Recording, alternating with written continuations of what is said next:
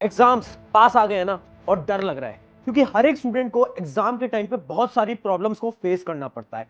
सबसे बड़ी प्रॉब्लम है कि पढ़ने का मन ही नहीं कर रहा है। ऐसा लग रहा है कि अभी नहीं पढ़ते, 10 मिनट बाद पढ़ते हैं, 20 मिनट बाद पढ़ते हैं। चलो, एक स्टूडेंट अगर पढ़ने का मन बना भी लेता है तो उसके बाद अगली प्रॉब्लम स्टार्ट होती है, जो कि है द प्रॉब्लम ऑफ डिस्ट्रैक्शन। यानी जैसे ही वो पढ़ने बैठेगा उसको मन करेगा कि यार थोड़ी देर बाद करा, या फिर फोन चला लेता हूं, ये कर लेता हूं, वो कर लेता हूं। उसके बहुत सारे दिमाग के अंदर डिस्ट्रैक्शंस आने लगेंगे। चलो, उस डिस्ट्रैक्शन को भी वो खत्म कर लेगा। उसके बाद अगली प्रॉब्लम स्टार्ट होगी कि आखिर पढ़ना कैसे है। इतना सारा सिलेबस है, इतना कम टाइम है, इतनी सारी चीजें पढ़नी है, आखिर इतनी सारी चीजें इतने कम टाइम में पॉसिबल कैसे है। चलो, अगर वो अपने टाइम को भी मैनेज कर लेता है, अपने सिलेबस को भी मैनेज कर लेता है, उसके बाद एक्चुअल प्रॉब्लम स्टार्ट होती है, जो कि है प्रॉब्लम ऑफ ओवर थिंकिंग। पढ़ते समय कितनी बार होता है कि हम ये सोचते हैं कि एग्जाम में मार्क्स अच्छे आएंगे या नहीं आएंगे, हमारे पेरेंट्स क्या सोचेंगे, हमारे टीचर्स क्या सोचेंगे। ये सारी प्रॉब्लम्स जो है ना, एक स्टूडेंट को एग्जाम के अंदर अच्छे मार्क्स लाने से बहुत रोकती हैं। और इन्हीं सारी प्रॉब्लम्स के आज 7 सिंपल स्टेप्स के अंदर तुम्हें सोल्यूशन बताने वाला हूं। तो दिन में 3-4 घंटे बहुत होते हैं। आप दिमाग में एकदम छाप जाना चाहिए हर subject. Remember anything that you studied.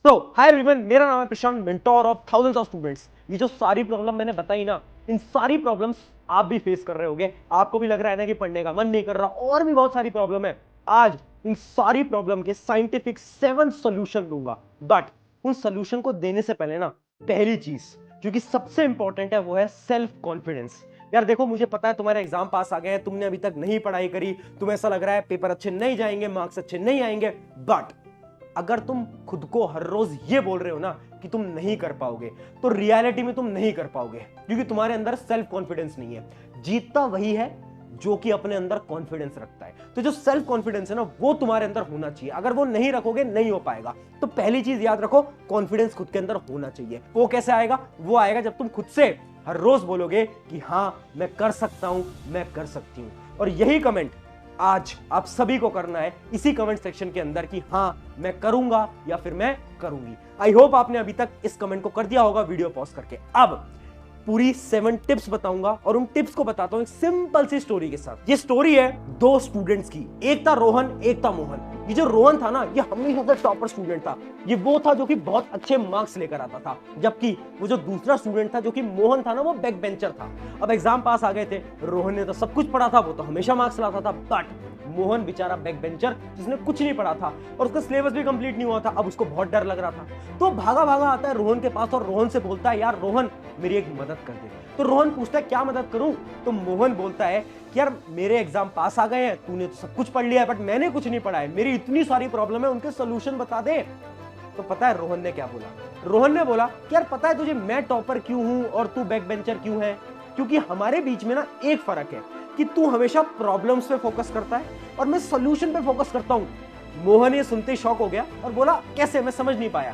तो रोहन ने बोला कि यार, तेरी जितनी भी प्रॉब्लम्स है ना, उनके सोल्यूशन है, बस तू ढूंढता नहीं है। तो मोहन बोलता है, यार मेरी एक प्रॉब्लम नहीं है, 7 बड़ी बड़ी प्रॉब्लम है, और यही प्रॉब्लम तुम सबकी भी है। तो रोहन जवाब देता है कि कोई दिक्कत नहीं है, ये सारी प्रॉब्लम के आज हम सोल्यूशन एक एक करके जानेंगे। तो मोहन बोलता है, मेरी जो सबसे पहली प्रॉब्लम है, जो कि आप सबकी भी होगी, और उस प्रॉब्लम का नाम है द प्रॉब्लम ऑफ प्रोक्रास्टिनेशन, यानी काम को टालना। प्रोक्रास्टिनेशन का मतलब होता है कितनी बार हम ये सोचते हैं ना कि 10 मिनट बाद पढ़ना स्टार्ट करते हैं, नहीं आधे घंटे बाद पढ़ना स्टार्ट करते हैं, अरे नहीं यार 2:30 बजे से पढ़ना स्टार्ट करेंगे, और जैसे ही 2:45 होंगे तो हम ये सोचेंगे कि 3 बजे से पढ़ना स्टार्ट करेंगे। ये सारी प्रॉब्लम आप लोग भी फेस करते होंगे। मोहन भी यही प्रॉब्लम फेस करता था, और मोहन बोलता है रोहन से, यार ये मेरी इतनी बड़ी प्रॉब्लम है ना, इसका कोई सोल्यूशन निकाल दे। मैं बार बार ये सोचता हूं कि थोड़ी देर बाद, थोड़ी देर बाद, थोड़ी देर बाद, और एग्जाम अब इतने पास आ गए हैं ना कि वो टाइम बचा ही नहीं है। तो रोहन मुस्कुराता है और बोलता है कि ये प्रॉब्लम ना मैं भी फेस करता था, और इसका एक सिंपल सा सॉल्यूशन होता है जिसका नाम होता है the 30 second rule. The 30 second rule ये बोलता है ना कि आपको अपनी जिंदगी के सारे इंपॉर्टेंट डिसीजन मात्र 30 सेकंड के अंदर लेने हैं। इमेजिन करो, आपको सुबह जल्दी उठना है। जैसे ही आप सुबह जल्दी उठने की कोशिश करोगे, आप एक अलार्म लगाओगे ना, अलार्म बजेगा। जैसे ही आप अलार्म देखोगे, आपके मन में एक थॉट आएगा कि अभी उठूं या बाद में उठूं। अगर आपने 30 सेकंड के अंदर डिसीजन नहीं लिया, तो आपका जो दिमाग है ना, ये आपको बेवकूफ बना देगा, ये आप पे हावी हो जाएगा, और आपको ये दिमाग बोलेगा कि अभी नहीं उठते, 10 मिनट बाद उठते हैं। और वो 10 मिनट कब आधे घंटे, 1 घंटे, 2 घंटे के अंदर बदल जाते हैं, वो तो आप सबको पता ही है। यानी जितने भी डिसीजन है ना, आपको वो 30 सेकंड के अंदर लेना है। इमेजिन करो, आप सोच रहे हो कि अभी पढ़े या फिर बाद में पढ़े। आपके पास होंगे सिर्फ और सिर्फ 30 सेकंड। उन 30 सेकंड के अंदर आपको डिसीजन लेना है। या तो आप ये सोचो कि हाँ पढ़ने बैठ जाता हूं, बट अगर आपने अपने दिमाग को 30 सेकंड से ज्यादा समय दिया ना, तो आपका दिमाग बोलेगा नहीं यार क्या ही करना है पढ़ के, और वो पढ़ाई नहीं कर पाओगे तुम। ये बहुत बड़ी रियलिटी है। दिमाग को ये बोलो कि थोड़ा पढ़ेंगे, आधे घंटे पढ़ेंगे, बट अभी से पढ़ना स्टार्ट करो। अगर तुमने अप्लाई करा ना, तो होगा क्या, जब आप पढ़ने बैठोगे ना, तो आराम से आपका पढ़ाई में फ्लो बन जाएगा और आप 1-2 घंटे तो आसानी से पढ़ जाओगे। तो मोहन ने बोला यार वाह, ये तो बहुत अच्छा तरीका है। अच्छा रोहन, मेरी एक और प्रॉब्लम है। तो रोहन ने पूछा कौन सी प्रॉब्लम है। तो अब आ जाती है सेकंड प्रॉब्लम, जिसका नाम है बहुत सारा सिलेबस। यानी ये जो प्रॉब्लम है ये तो तुम्हारे साथ भी होगी, क्योंकि एग्जाम जो है आप सभी के पास आ चुके हैं और सिलेबस इतना सारा है। मोहन ने भी यही बोला कि इतना सारा सिलेबस है, मैंने कुछ नहीं पढ़ा, कैसे पढ़ूंगा। तो पता है रोहन ने क्या बोला, एक साइंटिफिक स्ट्रैटेजी होती है जिसका नाम होता है the reverse studying method. Reverse studying method क्या होता है, अब तुम्हें डायरेक्टली किताबें नोट्स वगैरह नहीं पढ़ना है। तुम्हें क्या करना है, सबसे पहले ये देखना है कि कौन सा टॉपिक इंपॉर्टेंट है। हर एक चैप्टर के तुम इंपॉर्टेंट टॉपिक ढूंढोगे। कैसे ढूंढ सकते हो, यूट्यूब पे जाओ, अपने एग्जाम के बारे में सर्च करो। इमेजिन करो तुम जेई की तैयारी कर रहे हो, नीट की तैयारी कर रहे हो, सर्च करो IIT JEE most important topics chapter wise. सारे इंपॉर्टेंट टॉपिक तुम्हें इजीली मिल जाएंगे। अब तुम्हें क्या करना है, उन इंपॉर्टेंट टॉपिक्स को पढ़ना है और फिर क्वेश्चन प्रैक्टिस करनी है। यानी तुम्हें सब कुछ नहीं पढ़ना है, आखिरी के टाइम पे वो पढ़ो जो कि बहुत ज्यादा इंपॉर्टेंट है, और इसी मेथड को बोलते हैं रिवर्स स्टडिंग। तो रोहन ने बोला पता है कभी कभार ना मैं भी इस मेथड को फॉलो करता हूं। कुछ ऐसे सब्जेक्ट होते हैं जो कि मैं नहीं पढ़ पाता, तो आखिरी के टाइम पे मैं भी इसी मेथड को यूज करता हूं, जिसकी मदद से मैं बहुत अच्छे मार्क्स लेके आ पाता हूं। तो ये थी सेकंड प्रॉब्लम। अब मोहन बोलता है कि यार मेरी एक और प्रॉब्लम है। तो रोहन बोलता है बता यार, वो भी बता दे कौन सी प्रॉब्लम है। तो अब आ जाती है प्रॉब्लम नंबर 3, जिसका नाम है टाइम कहां है। तो जो आपका मोहन है ना, वो ये बोलता है कि ठीक है यार इतना सारा सिलेबस है, तेरी स्ट्रैटेजी से मैं उस सिलेबस को कंप्लीट करने की कोशिश करूंगा, बट टाइम कहां है। तुझे पता है मैं पढ़ने बैठता हूं ना, तो 2-2, 3-3 घंटे पढ़ लेता हूं, बट मेरा पढ़ाई पे फोकस ही नहीं लगता, कंसंट्रेशन नहीं लगता। टाइम ऐसे निकल रहा है ना कि पता ही नहीं चल रहा है। तो यहां पर एक बड़ी ही साइंटिफिक टेक्निक आती है जिसका नाम है वैदिक साइंस ऑफ 1 आवर रूल। यानी 1 आवर रूल क्या बोलता है, पुराने जमाने से यानी वैदिक टाइम से, जब गुरुकुल टाइम चलता था ना, उस जमाने से इस टेक्निक को यूज किया जा रहा है। इस टेक्निक के अकॉर्डिंग ना आपको जब भी पढ़ना है ना, तो ये मत सोचो कि 3 घंटे पढ़ेंगे, 4 घंटे पढ़ेंगे, 5 घंटे, नहीं।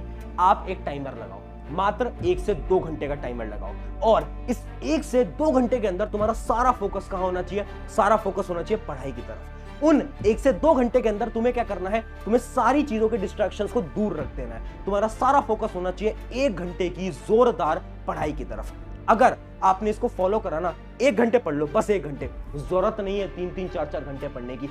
1 घंटे पढ़ोगे, दिमाग सारी एनर्जी लगा देगा, उस 1 घंटे के अंदर तुम 3 घंटे की पढ़ाई कर जाओगे। और उसके बाद थोड़ा सा ब्रेक लो, वापस 1 घंटे आओ, फिर ब्रेक लो, वापस 1 घंटे आओ। तो 1-1 घंटे के स्लॉट्स बना दो, उसके अंदर ऐसी पढ़ाई करो कि 3 घंटे की पढ़ाई तुम एक बार में कर लो। इस टेक्निक की मदद से तुम्हारा कंसंट्रेशन भी नहीं लेगा। तो ये थी हमारी प्रॉब्लम नंबर 3 का भी सोल्यूशन। अब मोहन खुश हो जाता है, बोलता है ये तो बहुत अच्छा तरीका है, इसको तो मैं जरूर अप्लाई करूंगा। अब ना मेरी एक और प्रॉब्लम है, जो कि है प्रॉब्लम नंबर 4, और उसका नाम है कहां से पढ़ा जाए। नोट से, बुक से, इतने सारे रिसोर्सेज है। तो पता है रोहन क्या जवाब देता है। रोहन बोलता है यार मोहन, तुझे वो स्ट्रैटेजी नहीं पता क्या। कौन सी strategy, RQR strategy. RQR strategy क्या बोलती है, जब भी आप पढ़ने बैठ रहे हो ना, तो आप अपना समय खराब मत करो। हम ना अपना ज्यादा समय कहां खराब कर रहे हैं, हम अपना ज्यादा समय खराब कर रहे हैं ढूंढने में कि क्या पढ़ें। इनके लेक्चर देखें, उनके लेक्चर देखें, नोट्स यहां से बनाए या वहां से बनाए, रिवीजन ऐसे करें वैसे, बहुत सारी चीजों को हम ढूंढ रहे हैं। तो ढूंढने से अच्छा है पढ़ने से पहले RQR। पहले R का मतलब है रिसोर्स, Q का मतलब है क्वेश्चन प्रैक्टिस, और तीसरे R का मतलब है रिवीजन। यानी इमेजिन करो आप एक सब्जेक्ट पढ़ने जा रहे हो जैसे इंग्लिश, तो आपको पता होना चाहिए कि आप रिसोर्स यानी आप कहां से पढ़ने वाले हो, कि आप लेक्चर देखोगे, नोट्स देखोगे, बुक देखोगे, कहां से पढ़ोगे। दूसरा क्वेश्चन प्रैक्टिस, आप आखिर क्वेश्चन प्रैक्टिस कहां से करने वाले हो, किताब से करने वाले हो, कहीं और से करने वाले हो। और तीसरी और इंपॉर्टेंट चीज रिवीजन, कि आप रिवाइज कहां से करोगे, आपके अपने नोट से, अपने दोस्त के नोट से। ये तीनों चीजें हर एक सब्जेक्ट के लिए तुम्हारे पास क्लियर होनी चाहिए। तो मोहन बोलता है ये तो बहुत अच्छी स्ट्रैटेजी है। अब अगली प्रॉब्लम पे आ जा। अगली प्रॉब्लम क्या है, अब आ जाती है हमारी अगली प्रॉब्लम, जिसका नाम है टफ सब्जेक्ट्स। अब मोहन ये बोलता है कि यार पता है कुछ सब्जेक्ट तो मैं पढ़ लेता हूं, मेरे कुछ सब्जेक्ट बहुत स्ट्रांग है, तो उनको ना पढ़ने में मुझे मजा आता है, मेरा ऐसा मन करता है पूरे पूरे दिन इनको पढ़ लूं। बट कुछ सब्जेक्ट मेरे वीक है, जिनको मुझे पढ़ने का मन ही नहीं करता, तो आखिर वो जो टफ सब्जेक्ट है उनको कैसे पढ़ूं। तो पता है रोहन क्या बोलता है, रोहन ये बोलता है कि ये प्रॉब्लम मेरे साथ भी थी। फिर मैंने एक नए तरीके को इस्तेमाल करा, जो उस तरीके का नाम था ना, वो नाम था the scientific way of studying the tough subject. यानी इस मेथड के अंदर आपको क्या करना है ना, जब भी आप एक टफ सब्जेक्ट पढ़ने जा रहे हो, तो कभी भी टफ चैप्टर से शुरुआत मत करो। एक सब्जेक्ट है, उसका एक आसान टॉपिक तो होगा, आसान चैप्टर तो होगा। हमेशा उस आसान चैप्टर को तुम्हें शुरू में पढ़ना है। उससे क्या होगा, जैसे ही तुम आसान चैप्टर को पढ़ोगे ना, तो तुम्हारे दिमाग को लगेगा अरे ये तो बहुत आसान है। उससे क्या होगा, आपके दिमाग को इंटरेस्ट आता रहेगा और उसके बाद आप टफ चैप्टर्स की तरफ भी धीरे धीरे धीरे धीरे पढ़ सकते हो। उसके साथ साथ आप यहां पर क्या करना ना, एक रिवॉर्ड सिस्टम लगाओ। ये सोचो, अगर 1 घंटे मैंने अपना टफ सब्जेक्ट पढ़ा ना, तो मैं खुद को एक गिफ्ट दूंगा। गिफ्ट क्या हो सकता है, आधे घंटे मोबाइल चला लिया, दोस्तों से बात कर ली, बाहर घूमने चले गए, ऐसा। तो एक गिफ्ट दो खुद को, रिवॉर्ड दो। जब खुद को रिवॉर्ड करोगे ना, तो ऑटोमेटिकली देखना आपका दिमाग कैसे तेज तेज भागता जाएगा और आप आराम से टफ सब्जेक्ट्स को भी इजीली पढ़ पाओगे। तो है ना बड़ी इंटरेस्टिंग स्ट्रैटेजी। अब वो जो मोहन था, वो बोलता है कि यार थैंक यू इतनी मदद करने के लिए। अब छोटे मोटे मेरे डाउट्स और रह गए हैं, बस 2 क्वेरीज और रह गई है। 2 क्वेरीज क्या है, अगली प्रॉब्लम थी रिवीजन कैसे करना है, रिवीजन स्ट्रैटेजी क्या होनी चाहिए। तो रोहन हंसता है और बोलता है कि रिवीजन ना ये नहीं होता कि तू किताब वापस से उठाएगा, सारी चीजों को पढ़ेगा, अंडरलाइन करेगा। नहीं, ऐसे नहीं करते रिवीजन। स्मार्ट रिवीजन तरीका टॉपर का क्या होता है, टॉपर्स क्या करते हैं, रिवीजन करने के लिए पहले क्वेश्चन प्रैक्टिस करते हैं। यानी वो एक किताब उठाएंगे, क्वेश्चन प्रैक्टिस करेंगे, सारे के सारे उसके क्वेश्चन प्रैक्टिस करेंगे और जैसे ही वो उसके क्वेश्चन प्रैक्टिस कर लेंगे, उन्हें पता चल जाएगा उनका कौन सा चैप्टर वीक है। और जैसे ही उन्हें ये पता चल गया कि अच्छा मेरे ये चैप्टर वीक है, अब वो क्या करेंगे, उन सारे वीक चैप्टर्स को वापस से पढ़ लेंगे।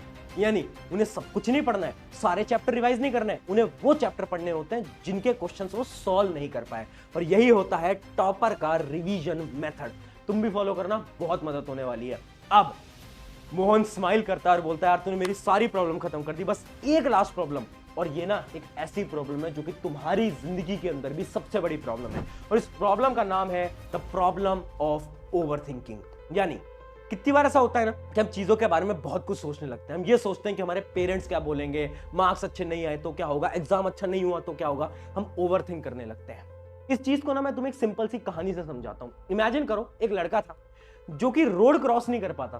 क्यों? क्योंकि उसे डर लगता था। वो ये सोचता था कि यार अगर रोड से मेरा एक्सीडेंट हो गया तो, किसी गाड़ी ने मुझे टक्कर मार दी तो अब क्या होगा मेरा। एक दिन क्या होता है, अचानक से उसका एक दोस्त आता है, उसको हाथ पकड़ता है जबरदस्ती, उसको रोड क्रॉस करा देता है। जैसे ही वो रोड क्रॉस करता है ना, तो लड़का पीछे मुड़ के देखता है और उसे रियलाइज होता है कि इतने सालों तक वो ऐसे डर रहा था, क्योंकि डरने वाली तो कोई बात ही नहीं थी। डर उसका दिमाग रहा था, उसका दिमाग बार बार चीजों के बारे में ओवरथिंक कर रहा था। और यही तुम करते हो अपने साथ। हर रोज जो तुम रात को बैठ के सोच रहे हो ना कि होगा नहीं होगा, मार्क्स अच्छे आएंगे, सिलेक्शन होगा, टॉपर बन पाऊंगा नहीं बन पाऊंगा, ये सब तुम्हारा दिमाग तुम्हें पागल बनाता है। तुम्हें क्या करना है ना, जब भी ऐसी प्रॉब्लम हो ओवरथिंकिंग की, एक पेपर उठाओ और अपने थॉट्स लिख दो वहां पर। क्या क्या प्रॉब्लम आ रही है, ठीक है, मम्मी डांट लगा सकती है अगर मेरे मार्क्स कम आ गए तो, अच्छा पापा डांट लगा सकते हैं, अच्छा मेरे रिश्तेदार मेरे बारे में ये बोलने लगेंगे, अच्छा मेरे मार्क्स अच्छे नहीं आए तो ये हो जाएगा। सब कुछ लिख लो। जैसे तुम लिखोगे ना, तो तुम्हें रियलाइज होगा कि इन प्रॉब्लम की वजह से तुम ओवरथिंक कर रहे हो, और उसके बाद तुम्हें रियलाइज होगा कि ये तो सब बेकार प्रॉब्लम है। तुम्हें कुछ नहीं करना है, तुम्हें बस अपने एग्जाम पे फोकस करना है और अच्छे मार्क्स लाने पे फोकस करना है, बाकी तुम्हें कुछ नहीं सोचना है। मैं गारंटी से बोलता हूं, इसके बाद तुम्हारी ओवरथिंकिंग भी खत्म हो जाएगी। तो ये जो सारी मोहन की प्रॉब्लम्स थी ना, आई होप ये तुम्हारी प्रॉब्लम्स भी थी, और इन सारे प्रॉब्लम के एक एक सोल्यूशन मैंने तुम्हें दे दिए। ऑन दिस नोट, शुक्रिया एवरीवन। अगर वीडियो से मदद हुई है तो अपने एक दोस्त के साथ जरूर शेयर करना, और याद रखना सबसे इंपॉर्टेंट है सेल्फ कॉन्फिडेंस। खुद में फियर मत रखो, खुद के अंदर डाउट मत रखो, खुद के अंदर भरोसा रखो। शुक्रिया एवरीवन। मेरा नाम है प्रशांत, मिलते हैं किसी नेक्स्ट वीडियो के अंदर। Take care.